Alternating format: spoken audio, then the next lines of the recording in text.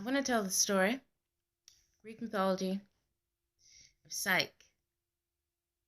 So, her name's Psyche. That's such a sick name, by the way. But Psyche, she was the most beautiful girl, like, on the planet. Like, she had two sisters.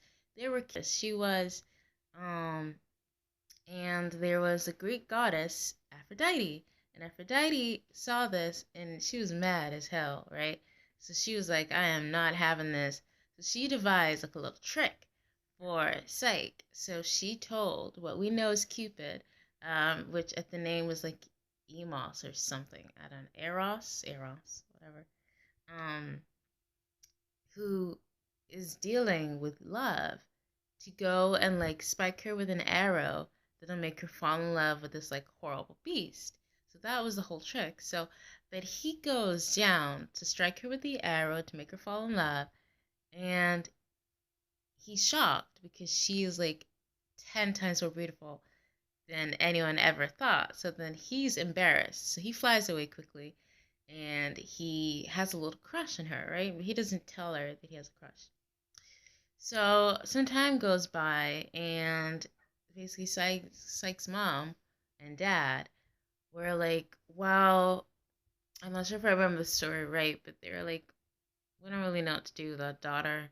We have to, I think they received like a prophecy that they have to like give their daughter up to a monster, like a terrible monster. So the dad agrees. The dad like is like, I can't deny the gods this, so this is what the gods say, so then I have to go and do it. So they go up to this mountain, and they leave their daughter. So they ask their daughter to dress up in like the most beautiful wedding dress fit, for marriage. And they take her up to the mountain, and then they leave her there, ready to find her hideous husband, right? So some time goes by, and there's a breeze, and they leave, and they cry, and they like walk away. And then, like, there's like a really cool breeze that goes by on site. So her parents are gone at this point. So Saya's lying down, and there's like a really cool breeze, like, that's blowing on site. And she then immediately wakes up, and then she walks and follows the breeze. And it leads her to this palace, and there's singing, and this beautiful, and every room in this like palace is just as beautiful as the last. And she falls in love, and she finds in this room, she walks in through the palace, and it's really beautiful, and they're singing. And then she walks into this room, and she finds this room, and there's a giant bed, and it's like beautiful, fit for a queen, and she assumes that it's for her. So then she lies into bed, and as soon as she hits the pillow, she falls asleep. And then,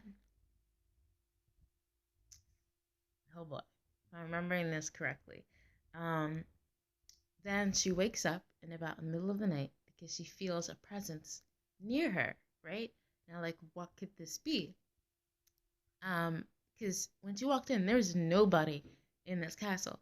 So she's freaked out. So she pulls up the covers, literally ready to like attack, strike. Like, when you pull the curtains back to see if there's a serial killer, but you have like no plan or exit strategy. So it was kind of like that. So she was sprung, right? But ready to go nowhere, right? So, and then a calm voice was like, don't be alarmed, relax, girl, chill. It's me. I'm here to help you. Okay, I'm not gonna harm you. I'm gonna be your husband, right? The only thing that I ask is that you don't seek my face. So don't try and look at my face, bitch. He didn't really say that, but he was like, don't try and look at my face. And, I will, in exchange, I will adore you, and I will love you, and I'll give you everything that you need. But I just ask that you do not look at my face. So she's like, okay, that's weird. And then he quickly, and then they start like doing the nasty. And then the next morning, he's gone. Now this continues for day after day after day. And now she's alone in this house, and she's wandering around. And there are days where she's like really curious, because she's like, well, she spends her days alone, and then her husband comes in. And when her husband comes in, it's a good time. But other than that, she's spending the daytime in this house all alone, wandering the gardens, no one to talk to, nothing to do, right? And she starts to miss her family. So then she asks her husband one night if she can go and see her family. He says yes, but he says, do not answer any question about me. And she's like, okay, sick. So she goes down to see her family. They're super happy to see her. Her sisters, happy to see, and then they talk a little bit about her husband. Now, as she's talking about, like, obviously this fine man who's like helping her. Well, we don't know if he's fine, but he sounds fine. He's like supporting her, giving her like all the things that she needs, living in this house. And the sisters get a little bit jealous, right? So then they start prodding and asking questions, and then they get it out of her that she's never seen her husband's face. So they then start mocking her, like, how can you love someone if you've never seen their face ever?